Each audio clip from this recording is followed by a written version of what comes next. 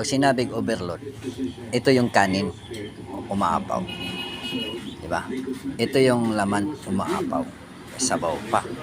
Yan po ang overload. Hindi pa yan ang pinaka-overload dito. Diba? Ito yun.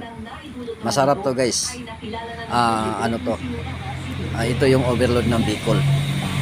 Pero dito kami ngayon sa sa Dilas Alas Pasunsaging. Yeah. Papasikatin natin to. Ito pasikatin natin to. Yan overload. So yun ang overload. Yeah. May extra pang sabaw. Oh, only rice pa to guys.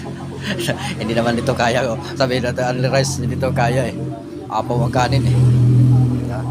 So kalahati lang yun dito yung iba eh. Kalahati lang. Yan po. Tayo na po kayo dito.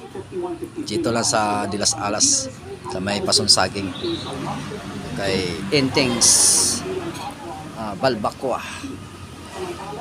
Overload.